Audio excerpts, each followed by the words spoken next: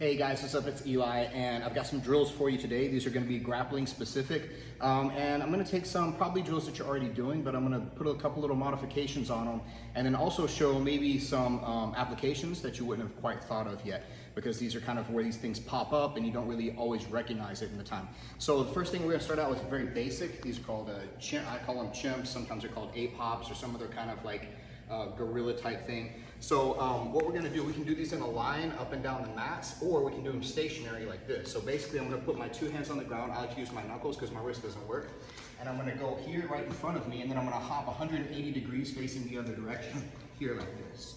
So then I'm gonna put my hands down here like this, and back and forth, for that kind of chimp movement like that. So then we'll look at the application of it too after. So the way I'd like to apply these, the chimp move is like this. For if I have a partner, or if I'm passing the guard, I can get the feet to the floor here like this. Then I want to look to go side to side. I'm going to put one hand on the knee, one hand on the floor, and then look to pummel side to side like this. To work this into a drill where I can go back and forth, I want to reach to the far side. My hand goes to the floor between her legs here, and then I go back and forth this way here. So I get lots of repetition of this kind of pass whenever I can get the feet to the floor. The next one's gonna be sit-outs. The way that we're gonna do sit-outs, two different variations that we're gonna do on these, and I'll show two different applications for them as well, why we have two different variations. Basic application is something like this. We get into kind of a stance here, and I'm gonna sit out one this way, kick up, keep my hand close to my chest, step through, switch the feet out, pull my hand back to my chest this way. So this is kind of a standard application. Another way that we can look to do this here is that I can kick through this way here, put my toes on the ground, and then kick this leg over and all the way back through this direction here. Kick that one through so that I'm stepping forward on this one instead of just retracting the legs each time like that. And I'll show you why we're doing it like that too. When we're looking at applications for the sit-out, then a common way that we can look for a sit-out is maybe I've shot or turtled up in this direction, and she has kind of a wrap around my trunk like this. So what I want to look to do here is I want to peek out to one side. I'm going to wing the arm on one side. On the same side, I'm going to post my leg. And then whenever I go to kick through here like this way, I want my head to come here, rest on her back, and then I'm going to kick over this direction here so that now I'm behind her. So if maybe I shot in like this and she sprawled on me, she has a grab around the trunk here like this for me to get rid of it, is I'm going to go here, I'm going to peek out to one side, I'm going to wing the arm on that side, try to get above the elbow, and then I'm going to kick my leg through on this side, not letting my hip or my butt touch the floor this way, and then I'm going to kick back here, facing, so I wind up behind her. Another possible application that we have for a sit-out is a lot of times whenever I'm in this position and Anya wants to try to sweep me from here. This could be off of a takedown, or this could be just that she's going in, like she's gonna look to scissor sweep me with her legs. So what I'm gonna do is I'm gonna kick through just a beat ahead of her sweep. As she goes to scissor the legs here, I'm gonna post here on my elbow and on my foot on this side, let my leg kick up so that her leg that she's sweeping with actually comes over and pushes into nothingness there. And then from here, I can come through, post, and then I've passed her guard essentially, and she helped me. So if we look at it on this side here, when we go like this, she turns on her side, her knee is coming across, her shin's coming across, she's posted here like she's gonna sweep my leg. My elbow's gonna post, and I'm gonna step back with my other foot and post as well.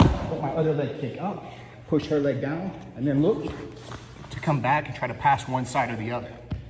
The next one we're going to look at is Granby Rolls. We can do these stationary on the floor, or I'm going to show you a variation we can use the wall for, where we can get several different reps in a row. First one, while we're here on the floor, the way I like to do these, just to make sure I got the mechanics down, is I'm going to tuck my arm behind my back. I'm going to go shoulder to shoulder, trying to keep my feet in front of me, almost touching, if not touching the ground the whole time, so I don't fall out of it like a rollout. This way here, and back. This way. Another way we can look to do this is by getting next to a wall. If you have a cage handy, then that really works well too, because you can hook your toes inside of it, but a wall will work just as fine. It helps to have a lip on it as well. And we're gonna get here, I'm gonna invert this way here, put my feet on the wall, and then spin here, trying to contact the whole way down. That way you can go in a nice line and get lots of reps back and forth. If we look at the Granby roll, one application, if we go back to that turtle position, but this time instead of being in front of me with the trunk grab, she actually is behind me with some kind of trunk or seatbelt grab. So I'll wind up something like this here. Now that she has this, what I'm looking to do is I'm gonna tuck this shoulder here underneath. I'm gonna go shoulder to shoulder across like we demoed before in the solo drill. And then here, roll out, effectively either breaking her grip or she's gonna have to roll with me. Another application that you might find for the Granby roll is whenever we wind up in a position like this, we may both be seated, or she may be on her knees, or maybe even standing. But the application for it is where I'm grabbing around my leg to grab her ankle. I'm hooking inside with my foot here inside her leg. I'm gonna invert, bring my head through like the Granby roll. I'm gonna go shoulder to shoulder, holding her wrist here so that whenever we go like this, effectively what's gonna happen is I'm gonna come up and look to take her back off of this move here. So this is commonly referred to as a Berimbolo. We wind up with a nice back take in this position. Next one we're gonna look at is a backward roll. This one's not gonna be just like a backward rollout. We can do it that way sometimes, but I'll show a couple different variations. So whenever I'm going here, I'm gonna roll first, I'm gonna roll flat out. So I go over my shoulder here this way and flat out. I'm gonna go back over the other shoulder this way. Another way we can do it is come up to our knees or to an S sit at the end. Here, this way, and sit out this direction. And then go back forward, like this, back again, here, let the leg fall through that way. There's a couple of different reasons we might want to have those different variations for doing so. When we look at the application for a back roll, there's a couple different places that we can look to see how this might fit in as a movement. One of them is if I'm getting my guard passed. If Anya's passing my guard and we wind up in some kind of position like this here, and so she's stacking me. If I allow her to stack completely over, she's gonna be side control. So I'm gonna have to find a way to create frames and structures to be able to allow myself to roll out. So if I'm able to create the frames and everything and put those in place, then as she starts to come up and stack, then whenever I go here, it puts me more now of a turtle position. So then we have a couple of different things that can result from there. I can either look to come back at her and start this kind of even style grappling like this. I can possibly look to sit through and then replace my guard if that's the measure I want to take. Or she may wind up wrapping around my trunk again like before, and then we go back to our sit out that we did before. Another interesting place we might be able to use this backward rolling kind of movement is from a sweep that I really like a whole lot. We typically refer to it as a star sweep. Sometimes this will be referred to in wrestling as a reverse shot if it's coming from a shooting stance. If Anya goes to stand up inside my guard, I want to keep my guard closed here like this. I want to pull myself underneath her, or maybe she does that with her stand up, and then I'm going to hook here. Now, if I start to set up something like a waiter sweep where I'm pushing here to drive over her leg, and she reads that and she has a very strong posture, then whenever I go here to unlock my guard, I'm going to kick this one all the way around and wind up in my knees over here like this. I'll pick up the ankle, and now from here I effectively have a single leg that I can go to finish, or possibly even get the sweep on the stand up. On the next one, we're going to start with the basic S sit.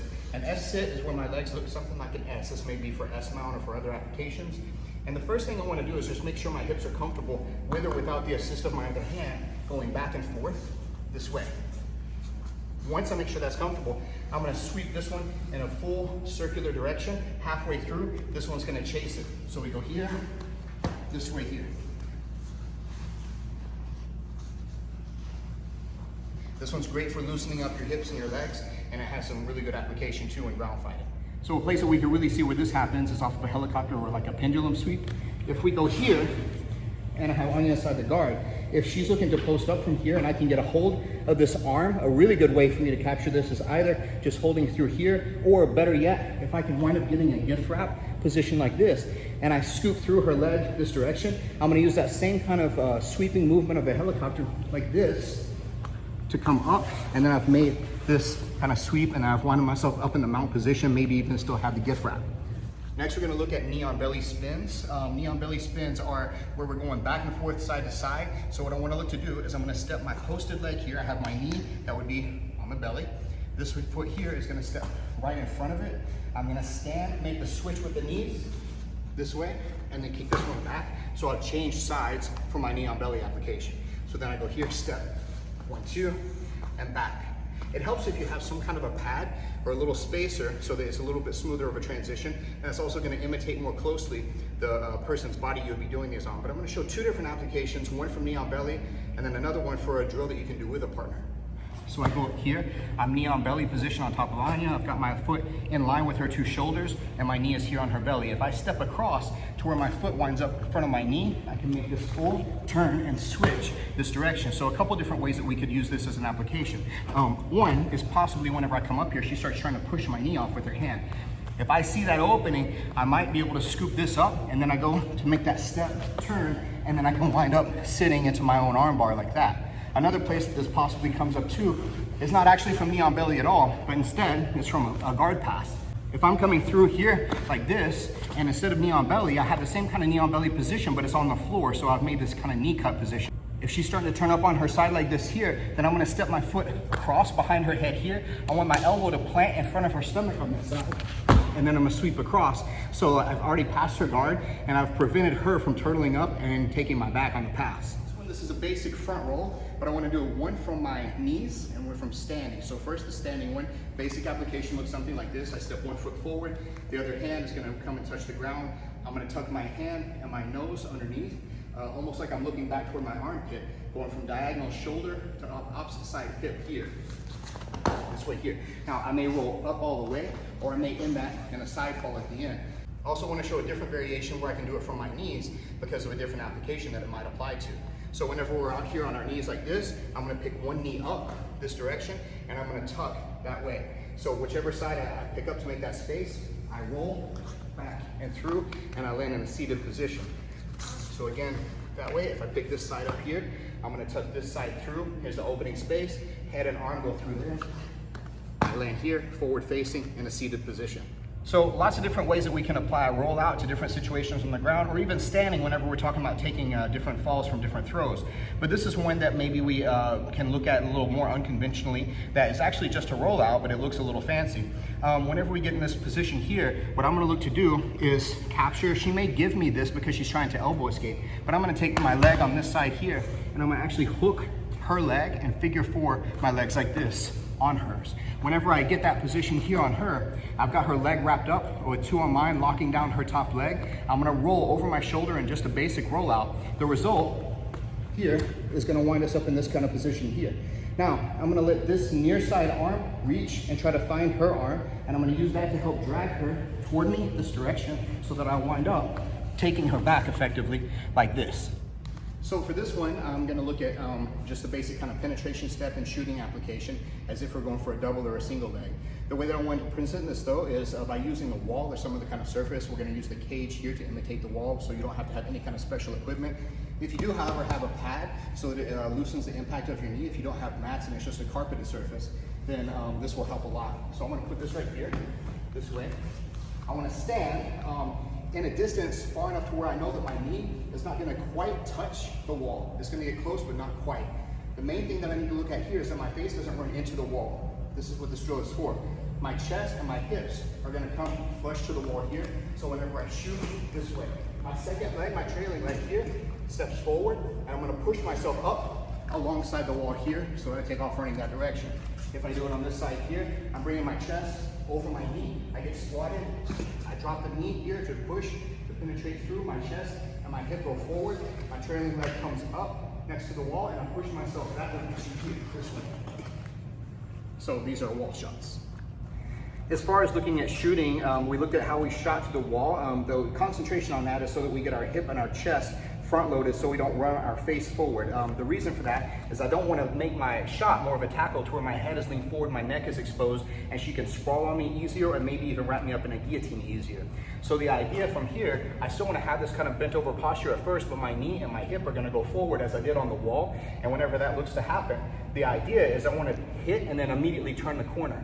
So whether I'm going in as a high crotch or a single turning into a double, what I want to look for from here is I shoot this direction, and then as I capture this leg here, I'm going to come through this direction as my foot goes to stand, just as we did on the wall. And then from here, 1, 2, switch the other side, and then look to run him down this direction.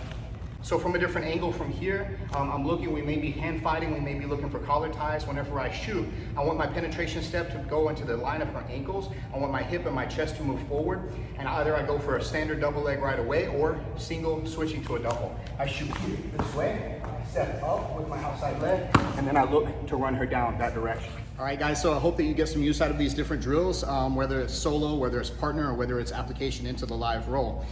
We looked at lots of different ones that we can do and some unconventional kind of applications for them to be inserted into the mix. Anyway, guys, if you have any questions about it, let me know, and I'm happy to answer anything that I can in comments or otherwise. Thanks a lot, guys.